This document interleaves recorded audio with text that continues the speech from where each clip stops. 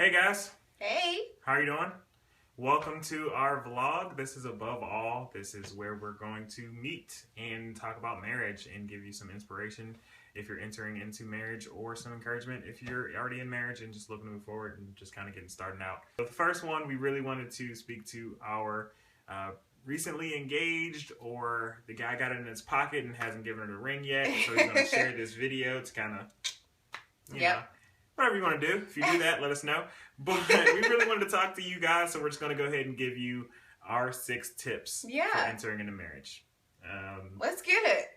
Let's do it. If we would have known these, we feel like it would have been great. So let's go ahead and do it. All right. So I'm going to start off with number 1. Number 1. Which is be humble. You're not all that in a bag of chips. You're not God's gift to women. You're not, whatever. Marriage is really going to let you know that that you're really selfish, that you don't think about the other person. And honestly, it's not your fault. Well, it kind of is, but it's not that as harsh as it sounds. It's just something you don't necessarily know because you've been living on your own. You know what I'm saying? You were number 1. Now you've become one with someone else. So marriage is number 1 before you. And it's going to take you some time to really learn that. And it's okay. Give yourself some grace. Give yourself some time. And you will get it. But just understand that. All right? That was good. Good. All right. So let's go to number 2. Number 2. Get counseling. Find a marriage counselor or your pastors. First of all, go and see what your church has. Our church offered kind of a small group setting called With This Ring, and we went through a 5 or 6 weeks course. Every week we got together and we discussed things that are going to come up in marriage, and it was great. And some of our friends got to have one-on-one counseling with either their pastor or a Christian counselor, and a little bit of us was a little jealous because we didn't get to do that. But we just think it's important to be able to, if you can, go and seek a counselor or a pastor who can have that just one-on-one time with you and your future spouse, so that they can speak biblical truths over you and help you kind of navigate some of those potential issues that are specific to you. Everyone's deal is different. Everyone's issue is going to be different. But if you get that one-on-one time, it'll help you identify some of those things and hopefully not stumble over them as bad as you could have if you didn't have any advice at all. So get that counseling and make sure that it's biblically solid. Do whatever your church has, but seek out that one-on-one counseling if they don't offer that. For sure. Number 3, which is talk about your finances. It's dangerous, it's scary, and but you have to do it. And I found a Facebook, we'll see, I don't know. But anyway, on Facebook it said that 44% of marriages, the spouse doesn't know what the other spouse makes. Which is crazy, but not happening here at all. Continue.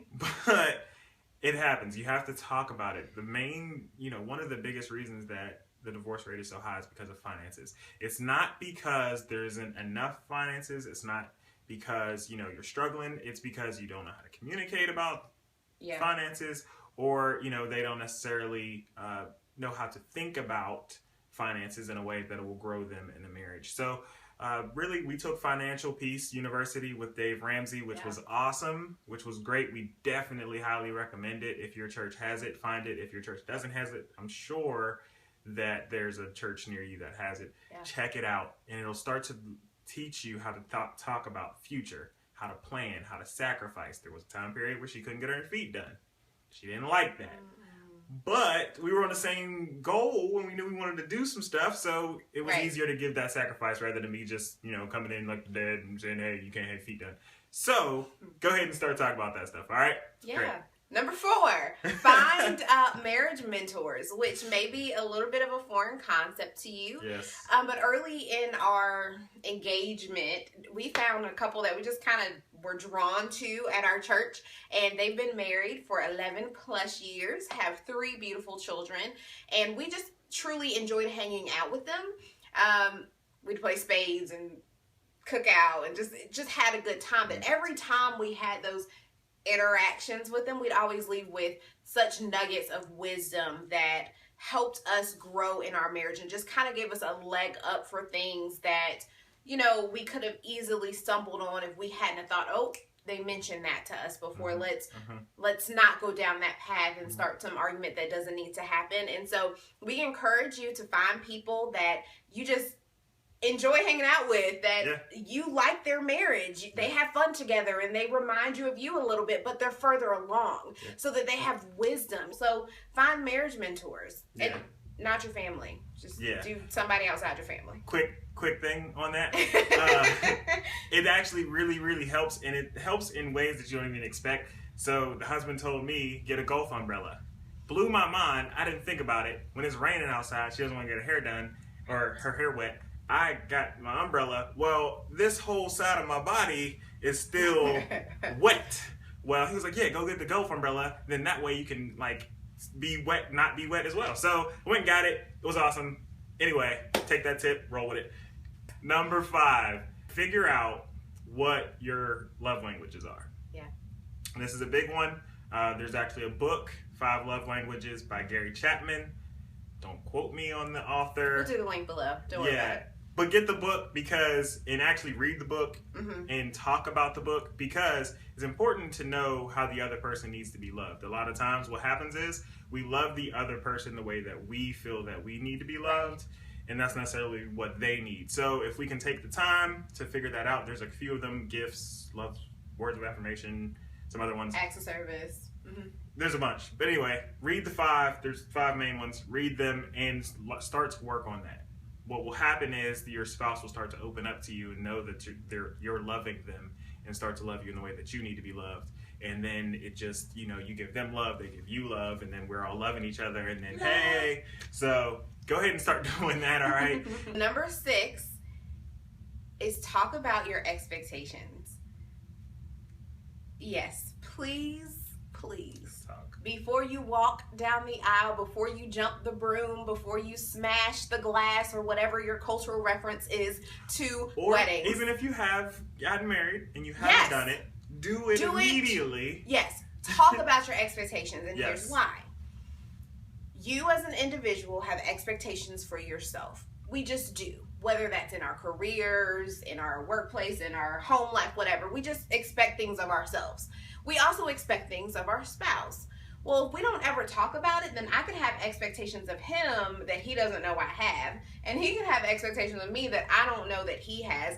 And then on top of that, I can have expectations of myself that he doesn't know that I have. And so I'm walking around in disappointment possibly because I'm not meeting those expectations. And he didn't even know that there were expectations there. Am I preaching?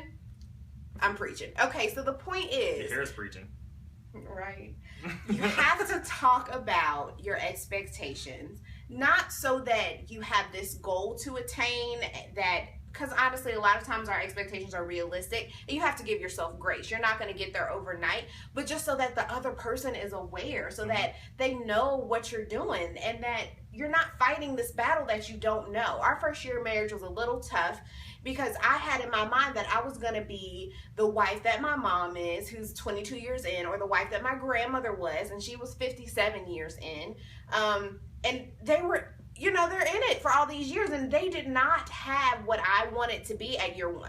But in my mind, year 1, I was going to be, the house was going to be spotless. I was going to clean every day. I was going to make snacks for him. I was going to do all of it and work full time and start a vlog, and none of it happened, but that's okay. Brother was hungry.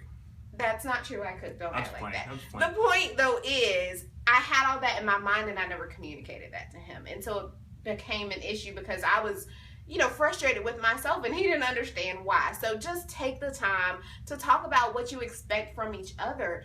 Give yourself some grace. Realize that your expectations aren't going to be met day 1, but if you can at least talk about it, it's going to be so much better for you. Yes, that was my spiel. That was a sermon. That was a lot. Sorry, I be preaching sometimes, y'all. We're really happy you guys came and got to hang out with us on our first vlog. This was really amazing. We really took a step of faith here. So if you could please definitely subscribe, share, tell people, all that stuff. We're Above All Vlog on YouTube, Instagram, Facebook, all that. Definitely check us out. And we'll see you next time. For sure. Above all else, love God and love each other. Love you guys. All right, guys. Bye.